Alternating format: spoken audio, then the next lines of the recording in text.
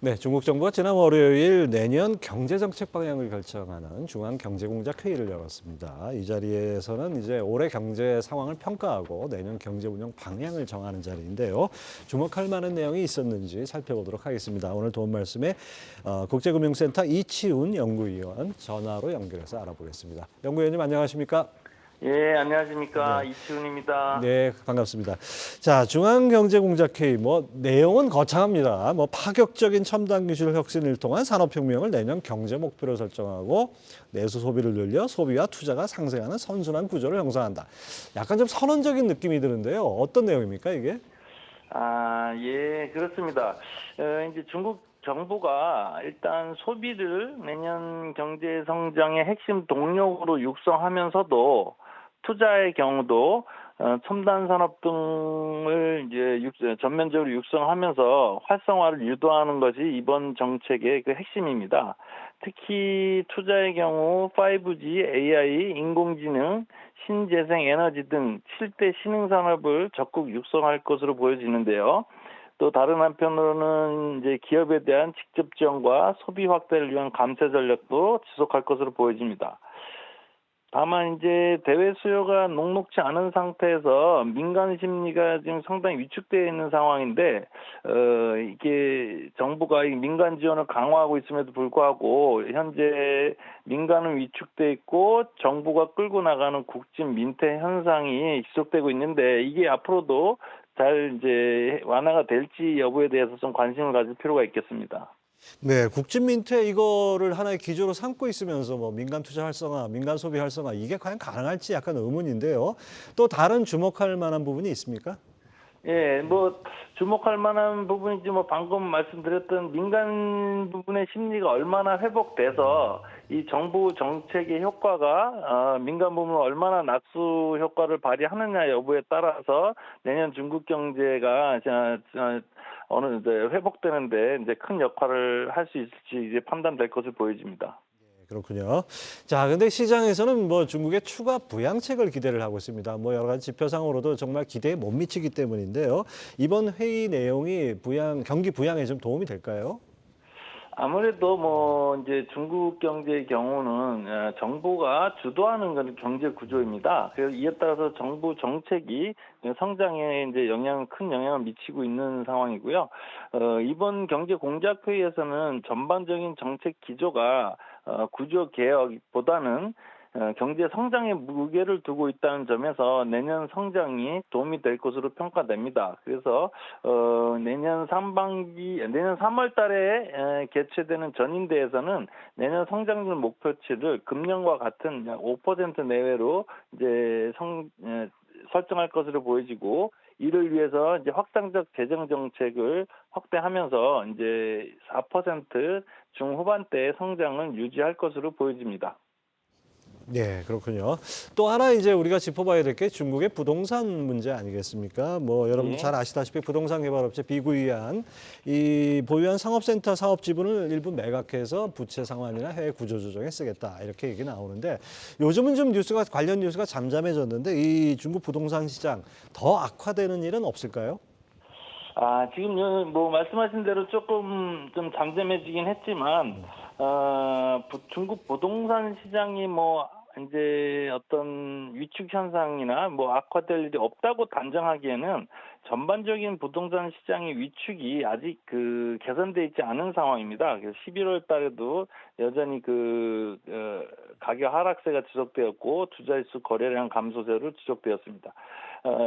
또한 또 중국 부동산 시장은 높은 가격과 인구 구조 변화 등으로 이미 구조적 전환기에 진입되어 있어서 향후 의미 있는 회복세를 보이기에는 좀 어렵지 않나 이렇게 보고 있고요. 다만 말씀하신 대로 지금 비구이엔의 경우는 헝다 등 여타 부실 기업에 비해 상대적으로 재무 상태가 양호한 가운데 상업센터 지분 매각 등 자구 노력은 긍정적인 것으로 평가되고 있습니다. 또한 중국 정부가 최근에 개발 업체에 대한 지원을 강화하고 있는 가운데 특히 11월 달에 50개 기업을 선정해서 어떤 지원을 하고 있다는 점은 중국 경제의 부동산발 위기 가능성을 크게 낮추는 요인으로 작용할 것을 기대하고 있습니다. 예, 그렇게 더 확산된 개선되지만 않는다면 뭐 이거 변수로서는 좀 완화될 것 같습니다. 예. 자, 어제 미국이 FOMC에서 금리 인하를 내년 금리 인하를 시사를 했습니다. 이제 오늘이죠. 오전에 중국 인민은행이 이 중기 유동성 지원 창구 MLF하고 하는 금리를 0.1%포인트 인하했는데요. 예. 자, 이것이 바로 이제 최근의 위안화 상황에 좀 영향을 미칠 것 같은데 위안화 방향성은 어떻게 보십니까? 예, 그 위안화는 뭐 이제 작년에 약 한 8% 절하된 이후 금년에도 추가로 절하되면서 2년 연속 뭐 누적적으로 10% 넘는 절하세를 지금 지속하였습니다. 이러한 위안화의 절하는 방금 말씀하셨듯이 그 인민은행이 경기 대응을 위한 완화적 통화 정책을 쓰면서 기축통화국인 미국과의 그 상반된 모습을 보였기 때문에 미중 금리 차가 역전돼서 확대되면서 나타났던 그런 영향도 있습니다.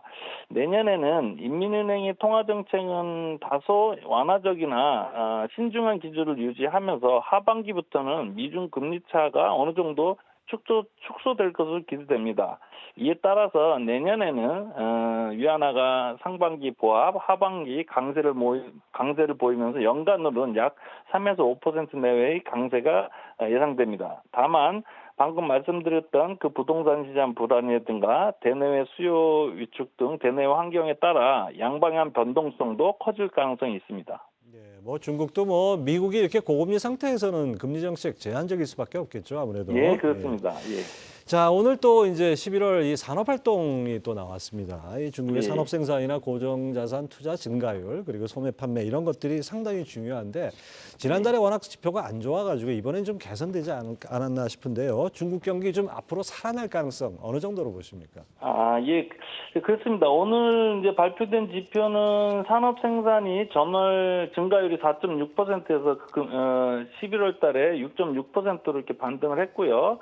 특히 소매 판매의 경우는 전월 7.6%에서 10.1%로 반등하였을 뿐만 아니라 4개월 연속 상승하였습니다. 이런 측면에서는 상당히 좀 긍정적인 모습이 있고, 다만 투자의 경우는 2.9%로 부진한 모습이 지금 지속되었습니다. 내년 중국 경제는 대체적으로 소비가 성장을 이끄는 가운데 방금 말씀드렸다시피 4% 중후반대의 중속 성장이 예상되는데요. 4% 중후반대는 금년 예상치 5.3%보다는 낮지만 기저효과를 감안할 때는 양호한 것으로 평가되고 있습니다. 특히 소비가 6% 내외의 높은 증가세를 보이면서 성장을 견인할 것으로 보여지고요. 투자의 경우는 금년 3%보다 다소 높은 4% 정도 증가하면서 그 내수가 성장을 어느 정도 견인하는 모습을 보여줄 것으로 기대하고 있습니다. 자, 중국 증시도 이제 우리 관심사인데요. 상하이 종합지수 3,000선을 밑돌고 있습니다. 뭐 거기다가 또 이제 경기 회복의 속도가 더디다는 점, 이런 점들이 기대에 못 미치는 점, 이런 점들이 영향을 미치는 것 같은데요. 내년 중국 증시 좀 반등을 할까요? 내년 중국 증시는 아무래도 그 실물 경제에 영향을 좀 받을 것으로 보여지고요. 특히 앞서 언급한 중국 정부의 경기 부양책, 확장적 재정 정책, 그리고 그 4% 중후반대의 중속 성장이 이제 증시를 어느 정도 이제 뒷받침하고 있을 것으로 보여지고, 또 재고가 좀 감소하고 있습니다. 이에 따라서 기업 실적도 개선되고 미중 금리차 축소에 따른 외국인 자금 유입 등 긍정적 요인으로 작용될 것으로 보여서 내년 중에 중국 증시는 상승세가 될 것으로 기대를 합니다.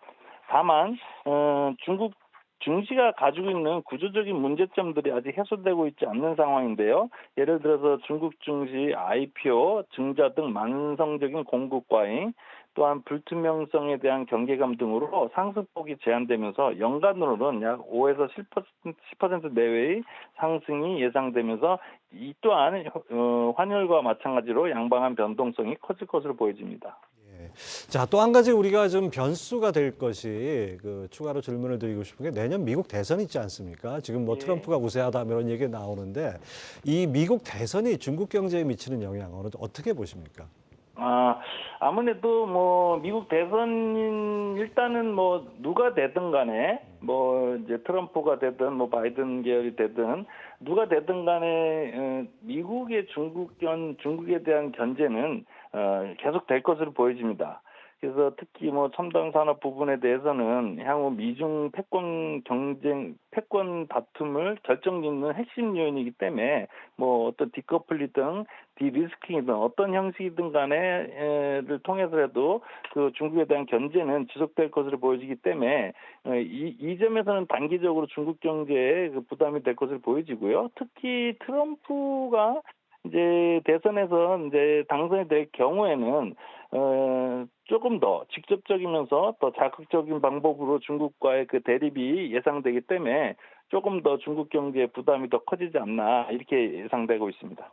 이치훈 의원님, 뭐 중국 전문가시니까 이게 전화 드린 김에 하나만 더 추가로 여쭤보겠습니다. 예, 예. 제 느낌은 개인적으로 이 중국이 어떻게 보면 소득이 $10,000 그렇게 가면서 우리가 과거에 겪었던 것처럼 약간 중진국 함정에 빠져드는 거 아닌가 이런 우려가 좀 있어요. 그거 어떻게 보십니까?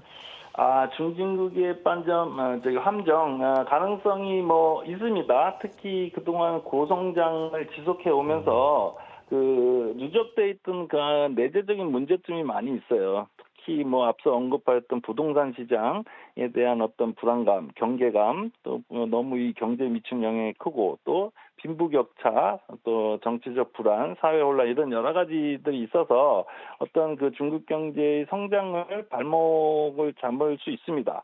다만 이제 중국이 여타 국가에 비해서 다른 점은 중국이 지금 미국 다음으로 또 먼 장래에서는 미국을 초월할 수 있을 정도의 막대한 내수 시장을 가지고 있다는 점에서는 일반적인 다른 중진국 함정에 빠진 나라와 좀 다른 측면이 있습니다. 그래서 이 내수 시장을 바탕으로 또 새로운 어떤 자기네 자가 동력이 발동하면서 상당한 그 어떤 성장 동력으로 가고 있다는 점은 또 다른 측면이 있기 때문에 이런 고성장에 따른 부작용과 막대한 내수 시장에 따른 잠재력 이 두 가지가 섞여서 앞으로 좀 어떻게 진전이 될지는 조금 더 잘 지켜봐야 될 것 같습니다. 중국 경제에 대해서 아주 다양한 의견들 그리고 또 다양한 분석들 주셨는데 다음에 또 한번 저희 방송에 모시도록 하겠습니다. 예, 감사합니다. 국제금융센터 이치훈 연구위원 함께했습니다. 감사합니다.